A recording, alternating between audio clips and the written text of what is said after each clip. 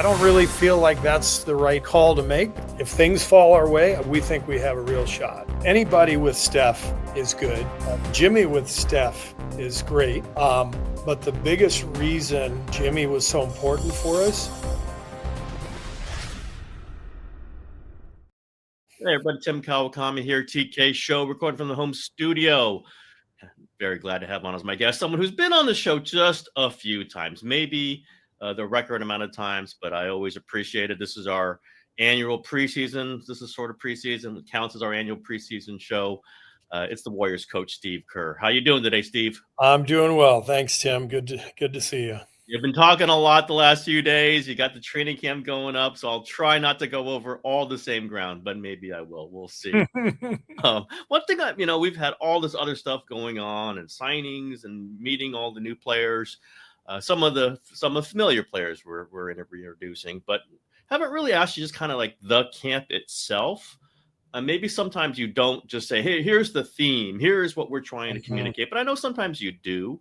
Steve, is there like a general kind of theme to these practices, this kind of week and a half or whatever it is going to be of quote unquote about your Warriors training camp this year? Yeah, I think it's the theme is marginal improvement. Where can we make slight improvement in the margins? Because we're bunched together with a bunch of really good teams. You know, you look at the West and OKC is clearly the best team.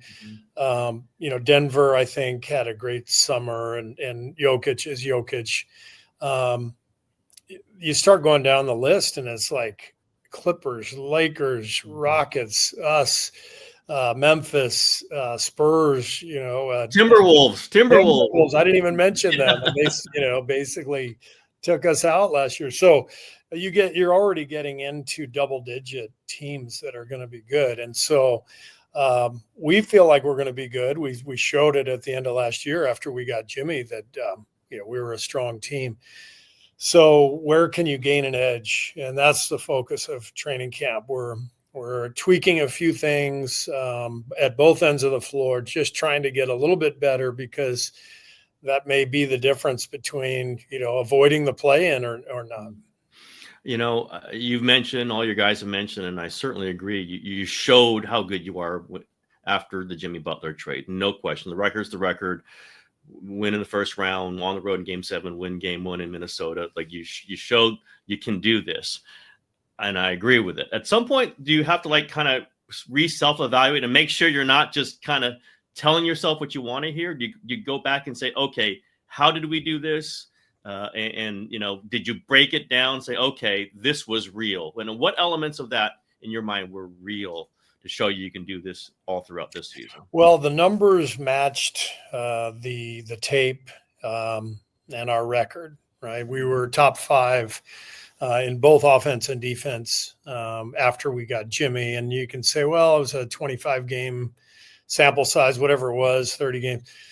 It was enough games to realize we're pretty good, and historically to win a title, you've got to be top 10 in both offense and defense. So beating Houston in the first round, the 2 seed, it sure looked good to me, and the game was really connected. And that was the biggest thing. I mean, Jimmy's control of the game because of his ability to get fouled and never turn the ball over. The game made sense again. And, you obviously run everything through Steph and Jimmy. You anchor the defense with Draymond, and you got all these young guys who are coming up, playing better and better. It's exciting. So I'm really fired up for this season. I think we can be really good. We all know how interesting and how much better you worked with that second unit when it was Jimmy running the Jimmy stuff. How did you like the stuff with Jimmy with Steph? I'm sure it was a plus. I haven't even really looked at it, but could that be refined? Did that feel natural? Well, the beauty of Jimmy is that he knows exactly who he is, and he's so good. He's one of the very best isolation players in the game. And the way we played with multiple shooters, all we had to do was get him the ball. And one of the first things Jimmy told me when he got here was, just give it to me. Like I would ask him, like, do you want it on this side or that side? I don't care. Like, well, should we pin down for you or should we post? I don't care. Just give me the ball. And, it was said in the spirit of confidence and, this is not complicated. And so I didn't spend the offseason devising all these, offensive sets that are going to be really tricky. We just need to get Jimmy the ball and give him spacing and good things will happen. So to answer your question, anybody with Steph is good. Jimmy with Steph is great. But the biggest reason Jimmy was so important for us is because Jimmy without Steph, great. And as you know, we've always struggled without Steph for 10 years. You look at the numbers of Jimmy playing without Steph in those last 30 games, really, really good. And that allows us to be, potent for 48 minutes. And it doesn't make you sweat every minute that Steph's on the bench, right? I mean, I think it decreases the pressure on Steph. I think you talked about it. He doesn't feel this load on his back when he's in. I better take. I know I'm coming out, so I better get some 3 shots up right now, or else it might get a little tough. When we talk about a theme for the preseason or even the season, you don't have a little notebook that says "The Last Dance" on it, do you? like a former coach of you might have had. Yeah, I do not.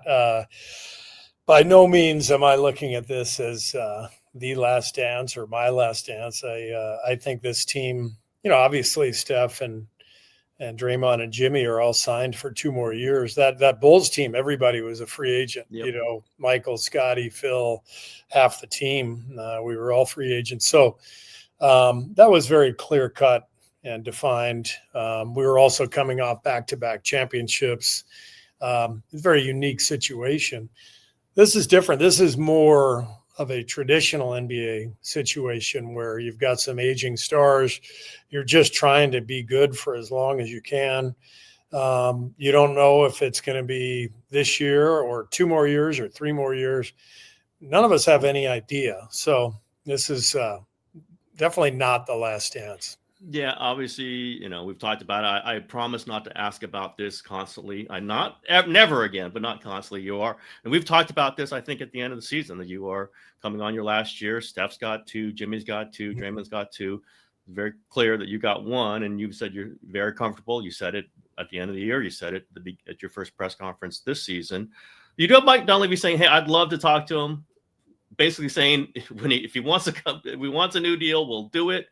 Steve, why don't you just do it? Why don't you just say, okay, you know what? It would make everybody feel better. Let's just do another year. Well, I think Mike respects the fact that I'm just at the point in my career, and we are at the point organizationally where I just want to make sure everything feels right, and for them too, not just for me, but for the players, for them.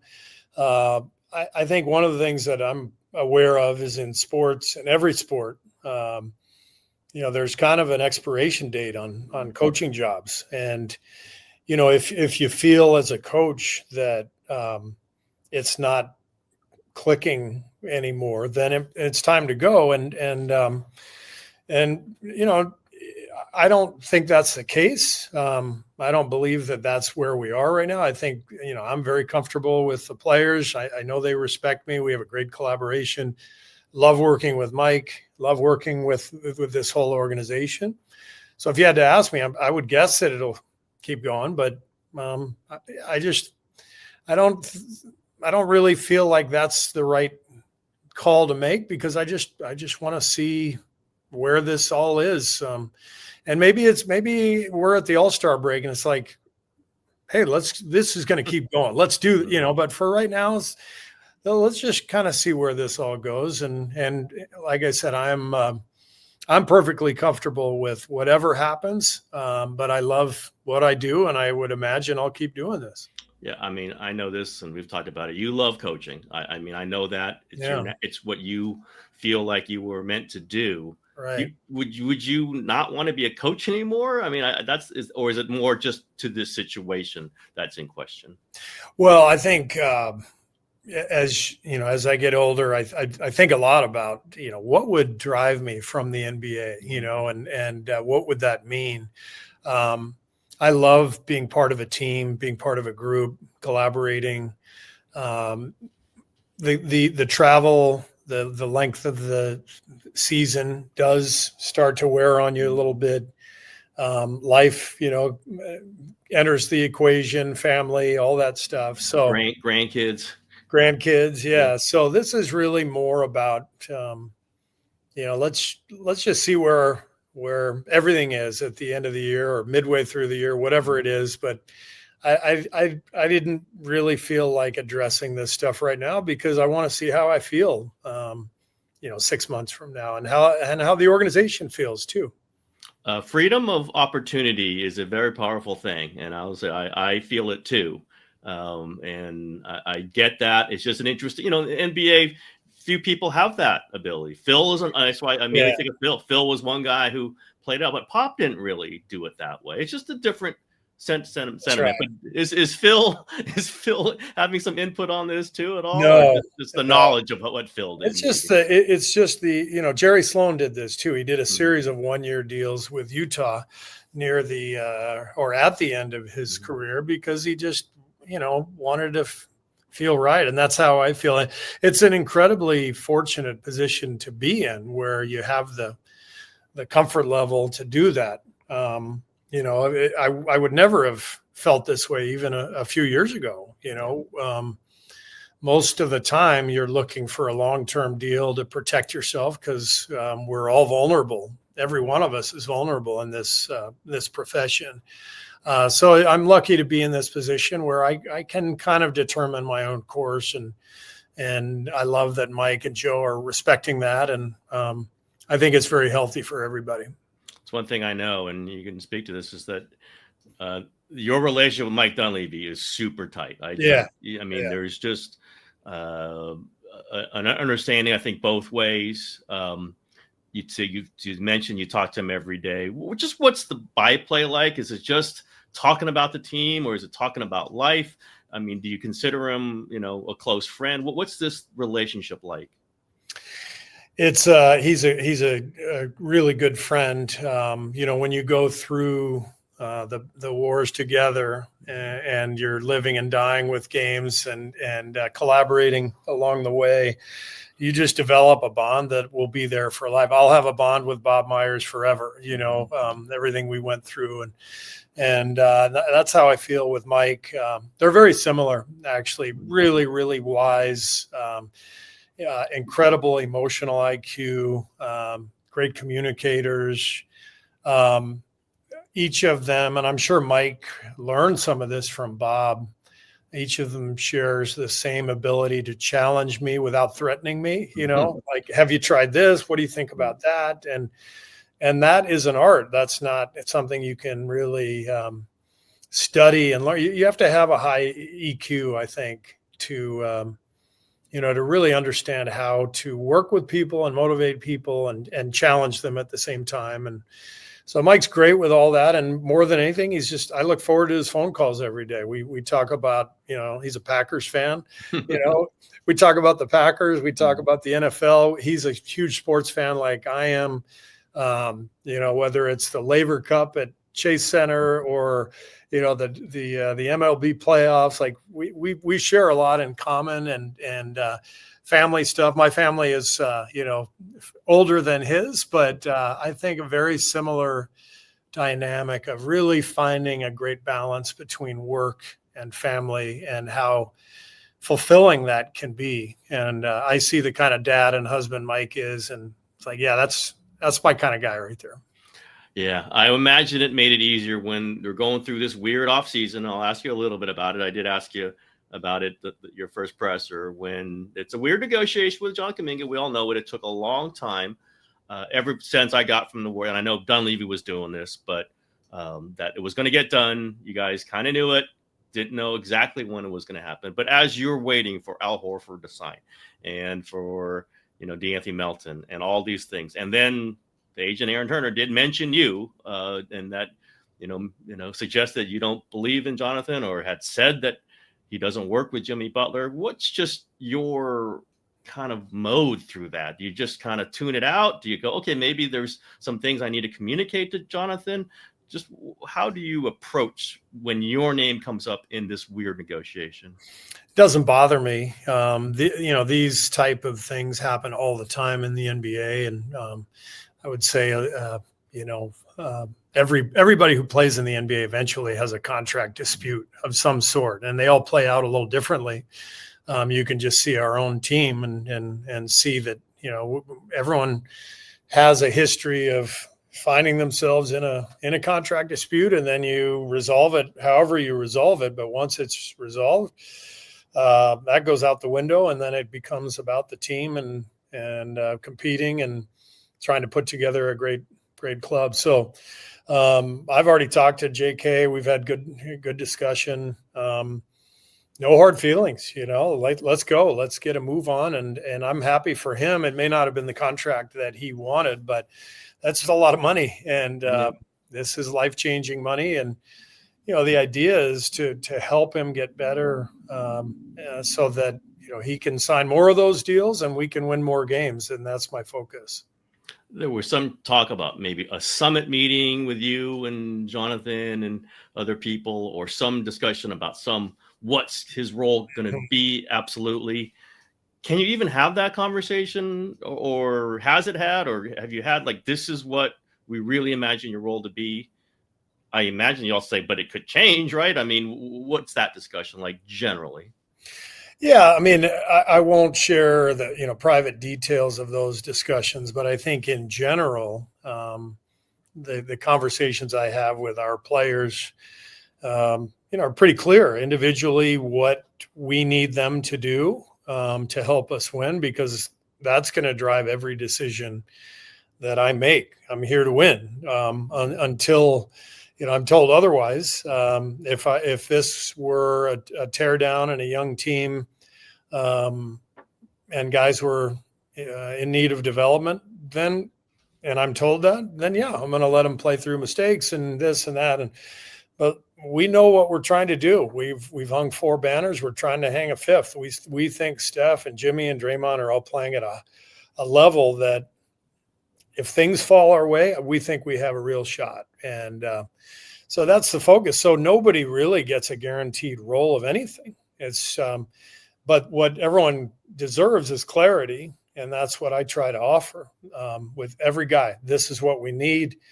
This is why you're in the rotation. This is why you're not in the rotation. And so those are, periodic conversations throughout the year. And then you really hope that players can collaborate with you and understand that there is byplay that needs to happen. There's conversation back and forth, and then you got to fight through the difficult times where you're out of the loop and be ready for the time you get back in the loop. And this is all part of being in the NBA and navigating the difficulty of it. You're big on combinations. I know your stat guys are big. I'm big on combinations, just finding the 2-man, the 3-man. Is there a 2-man, 3-man kind of group with Jonathan that you think is interesting right now? I know we've talked about him. If he's going to get minutes, he's got to be a 3. He's not a 3 yet. Now you've got Jimmy Butler. That was part of the crowding out. Is there a sort of like a couple other players that you really want to see him kind of mesh with, or you can see it happening in a way maybe it hasn't happened for him in the first? Well, this is going to be a shock, but he plays well with Steph. So. That guy, he picks it all. He lifts That's it right. up. Yeah. That's right. Literally everybody plays well with Steph. From there, that's where the combinations, you start to get a feel. BP basically is good with everybody. Like, you look at the numbers, every 2-man, every 3-man combination, BP tends to elevate those groups. And you can see why, the way he connects the game, taking charges, moving the ball offensively, being able to read the defense, all that stuff. So, when I think about JK, Steph, BP, now we've got a space 5. We got 2 of them actually with Quentin and Al. So I'm looking forward to putting him with Al, especially, because, Al's got the ability to protect the rim, and he's excellent defensively. Even at 39, he's still a very good defender. But that's honestly, to be really blunt, I mean, that's part of the reason that JK hasn't played as much as he has wanted to, because it's been tougher to find, a lot of combinations that click. And so if, just trying to win every single game, you have to go to different combinations. You have to, kind of lean on certain things. And he, because of the idea that you need shooting in the modern NBA, a space 5 is, could be something that really helps him. Man, you guys with a space 5. I know you had Quentin for a good long run when he really started playing well last season, but that's a little different for you guys. It does redraw, I think, the map a little bit. I think you've talked about this certainly through camp. Just do you feel it when Horford out there, just when they're scrimmaging? I know there hasn't been a lot with them, but do you just feel like there's a difference when you have, say, Al and Steph on the same floor together? That's got to change a lot of things for what the defense has to think about and as what you can think about offensively. Yeah, I mean, instantly you see the spacing with Al as a 4 or a 5. He's out at the 3-point line, he catches it, he's 6'10", and he gets a shot off quickly. And so it's not just that he's a good shooter, it's that it is boom, boom, shot is up there. And so if you space the floor with him and you run the pick and roll with Draymond and you get downhill and the ball swung, that is a long way for the defense to go to get to that shot. And conversely, you put him in the post, you give him the ball, space somebody else out. He's a great passer. So our split game that we've been running for a decade, with Steph throwing the ball in and getting a screen from another guard. Watching Al, the first time we started doing that, instantly 3 assists, little backdoor passes for layups to guys, or hitting Steph on the perimeter. He's an all-around basketball player, and he's got I think 18 years, whatever it is, of NBA experience. So he's seen everything at both ends of the floor. He's a big time player, and we're lucky to have him. You mentioned now a few times at the 4 or 5. I mean, he's played mostly 5 for many years now, but do you really see him as a 4 possibly? Would that only be with Quentin, or could you see him being a 4 in a lot of different ways? We could play him with Trace, watching the scrimmages. You put him with another big because of his ability to space the floor. It definitely works offensively. The question is, what are you looking at defensively? Can he get out and chase a stretch 4?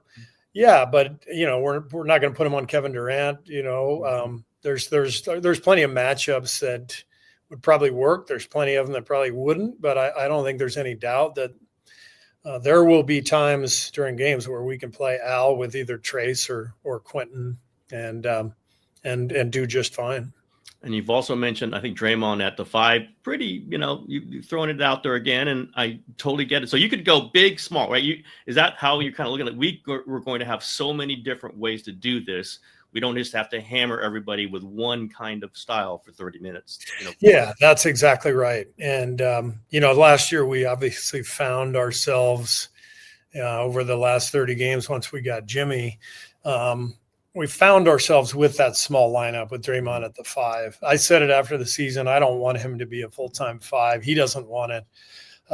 So now we feel like we've got lots of minutes during the game where Dre can play the 4 and, put him with Al or Quentin and Jimmy. And now he's clearly the 4 and he can play make, but he's got a big 7-foot center to throw the ball to on the perimeter. And you saw it some last year with Quentin in the second unit, with Jimmy and Draymond, and it was very effective. So that's something we can lean into more now with the addition of Al. Always like asking about the young guys, Tui, Richard, maybe even, post second season, some of the other guys. Do you see anybody of those guys that kind of okay, he's really he's showing me something early in this camp. Well, I really like our young guys. Tui hasn't practiced yet. Will Richard has, and he's a great young guy, totally engaged, got good size, can shoot it well, and he's just a sponge. He's so coachable. I think he's got a future.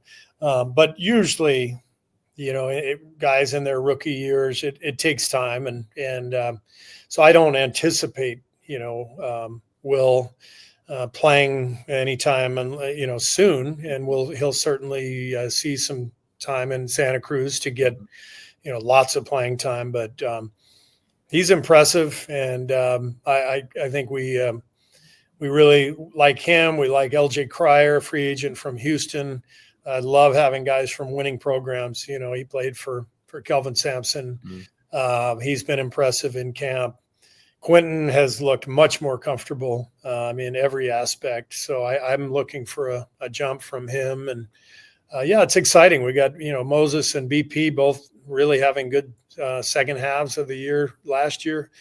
BP has been in camp so far, just lights out. He is just playing at a really, really high level. So fun to watch all this unfold. He looks edgy this camp. Would you say that's correct? Like he's felt, obviously there were times last season that it was not at his best. He did finish with a nice game in the playoffs, but even through the playoffs, obviously he got some criticism. Do you feel like he's come in with a little bit of edge to it? Sure, for sure. He's a competitor. He loves the game. He's got high aspirations for himself, and I love that about him. At the same time, I want him to find the edge without the emotional downswings. And that's what has been so encouraging so far. Now, we haven't played a real game, but, we had 3 NBA officials in our building yesterday for our scrimmage. And he didn't stop and complain one time. And I was thrilled with that. And I'm going to definitely stay on him about that, because I think his emotion can lift our team, and it can also, put us in a tough spot. You mentioned he was on the blue team, the big scrimmage you're talking about, maybe not the first day. Would it be Heald then was in that spot in the first day? Is it kind of like you're looking at that kind of a little bit? And obviously we put Moses in that spot. Okay, interesting. The first day, yeah. And I think any of those guys are capable of handling the 2-guard spot. Brandon just has a knack for making plays, as you know.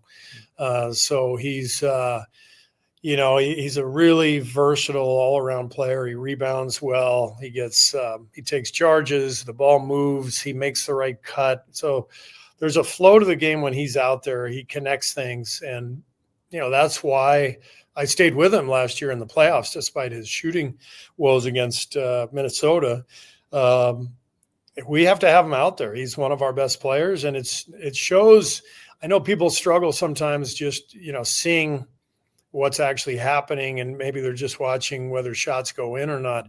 I'm looking whether shots are generated or not. And when BP is out there, shots are generated, and the numbers back that up. I mean, first 2 years, I think his first year he was our highest plus-minus guy, and last year he was in the top few. Guy was actually our highest plus-minus guy last year, and something about Steph Curry, the more guys like Guy and BP who are out there with him, where he's going to get a second touch, where Steph's going to get a second touch on the ball, it's game changing. And so that's why guys like that really can thrive with Steph. One thing I'm going to ask you, just with Al coming in here, a veteran who's been through so much, you guys now have been through a lot of these guys, and have helped you in a lot of different ways. But obviously KD, but was going back, Chris Paul, even Nick Young, Otto Porter Jr. Is there kind of a way how to do this now to incorporate guys who've done stuff in this league? And Al Horford's won championship, obviously. Is it a kind of a system how you do it, or does it just come naturally when you get these guys coming in and they see Steph Curry and Draymond there? They go, okay, I know what to do here. It's just about them. I would throw David West in that category, Zaza Pachulia, but you're talking about veterans who, in all of these cases, guys who have just been around. And so there's a feel for the game and an understanding of how to play. There's also an understanding with a lot of these guys that, hey, we're getting you at the end of your career.